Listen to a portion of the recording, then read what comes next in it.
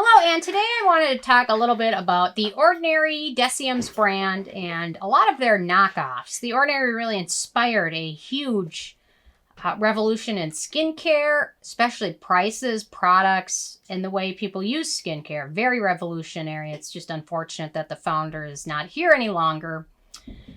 And they really have inspired a lot of knockoff brands. So many. So I want to talk a little bit about all the different knockoffs.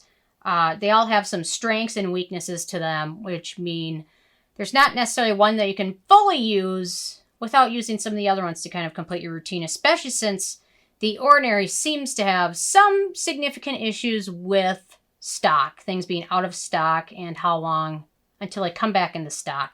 Their niacinamide and zinc is obviously one absolutely beloved one. They also have a lot of good retinoid products.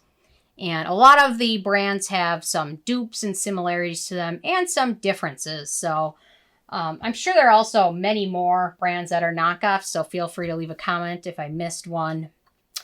The brand Versed is arguably an Ordinary knockoff. They have a lot of products that they've released, but they don't seem to have as many one-note products like The Ordinary. They have a lot of decent options, however. They do have some products that have a little bit of fragrant oils in them. Their cleansing balm does have some fragrance. Their brightening toner does as well. However, they also have some Holy Grail products. Their retinol serum is amazing. Their firming serum is great. Their baby cheeks milk is amazing as well. They're modestly affordable, not as affordable as The Ordinary, but still pretty affordable. Very easy to get your hands on. Target sells them. They're sold online. They're sold on a lot of different websites as well.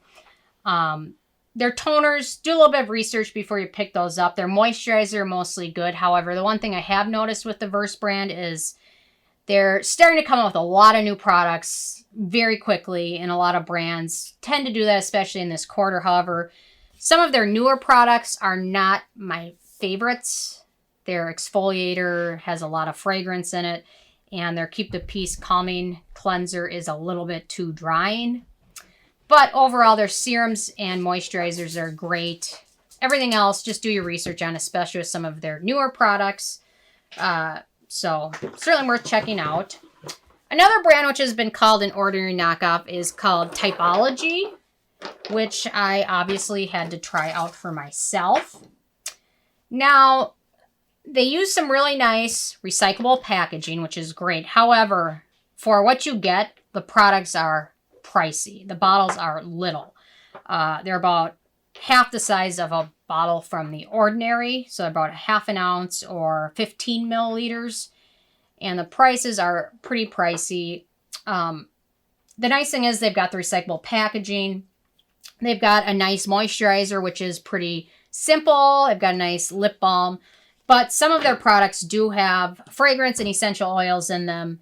And so it's important to do your research. They're not really readily available in the U.S. because they're from France. So they're not easy to get your hands on. But they do have some really nice options, especially if you're very conscientious about packaging and recycling it. That's the nice thing, is that they're very conscientious about that.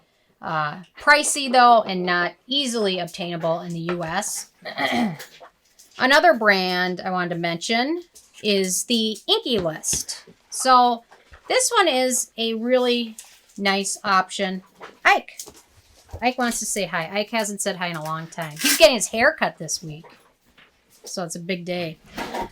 So the Inkey List has similar one-note products, which is nice when you can kind of create your own routine. They're very affordable. All the products are packaged well to protect the ingredients inside, which is nice. Simple ingredient list. Most products are pretty one-note. They tend to use phenoxyethanol as a preservative in almost everything. Some products are a little bit lackluster. Their peptide moisturizer isn't my favorite. Some people compare it to the Drunk Elephant Protini. There's no real comparison there. They have some interesting cleansing products, which is nice. Their cleanser. They've also got their double oil cleanser water, which is very interesting and unique. And their hair care products, in my opinion, are subpar and expensive for what you get. But overall, they've got some nice options. Very easy to get your hands on, sold at a lot of different places. Sephora, Cult Beauty, and other sites online. Well packaged. Cleansing options are unique, and everything there is relatively affordable, unless you don't like phenoxyethanol or have issues with it. Then the Inkey List is not your brand, because they use that as a preservative for almost everything. Okay, another dupe brand is Skincare Revolution, or Revolution Skincare London. They have a lot of dupe products. Their niacinamide and zinc is very similar to the one from The Ordinary. They're super affordable, which is nice. They've got a lot of products, and like Verse, they're coming out with new products all the time on Beauty Bay. Every time I go there, Revolution Skincare has launched like a gazillion new products. So their main serums are nice. The nice thing is they've got vitamin C's at different percentages, niacinamides at different percentages, which is nice. A lot of their products are fragrance-free. However, a lot are not. A lot of their face essence sprays have fragrance in them. A lot of their toners have fragrance in them. So in my opinion, you're better off going with the earlier Skincare Revolution products. Their Baki Choice Serum is great as well. But a lot of their newer things do have some fragrance in them. They tend not to be packaged, like their moisturizers aren't packaged great in my opinion. I find their CBD and Cica products to be a little bit iffy in the formulations.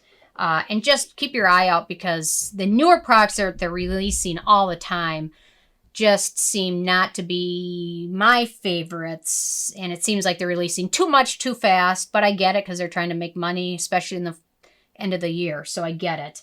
But their prices are a little bit more expensive than The Ordinary, but they don't seem to have the stocking issues that The Ordinary has. They're a little bit more expensive, but pretty easy to get your hands on. Ulta has them, Beauty Bay has them, and other sites. So that's another nice dupe from The Ordinary. Another one is Good Molecules. They've got some great products. They seem to be pretty thoughtful about their releases. They don't tend to release a lot of products really fast. They tend to come out with one at a time, really slowly, and most of their products are pretty well thought out. Personally, their facial oils, I don't love them. I just find them to be a little bit too comedogenic for me. But their niacinamide toner is great. Their pineapple powder cleanser. And the nice thing is, they've reformulated a couple of their products, which I initially gave negative reviews to because they contained a lot of fragrance oils and things like that. They have reformulated some of those to make those much more friendly and very good products. Their Overnight Exfolating Serum is amazing and such a bargain. They're super affordable. Issue with Good Molecules, they're really only sold two places, goodmolecules.com and Beautylish. But they seem to have a pretty good job keeping things in stock and not letting things be out of stock too long. And several good bargains. Their toner is great too. And then another brand that's come along, Q&A Skincare. I've tried several of their products. Q&A seems to have fragrance in a lot of their products. They have a ginger moisturizer, which is like, the ingredient list from that is terrifying. Their niacinamide serum is pretty decent. Their face moisturizer, I've tried a few other things from them that I found to be okay. Nothing I love. Their prices are pretty affordable. They're mostly sold through Look Fantastic or Skin Store, which is nice. They use jar packaging for a lot of their moisturizers, which isn't ideal. And overall, I've tried several Q&A products. I find them to be very hit or miss and just not super reliable, but everyone might have a favorite from that brand. There's other brands that people mention as dupe brands. One of them is Face Theory. I don't necessarily see a lot of resemblance to them. Another is the Indeed brand. I don't really see that.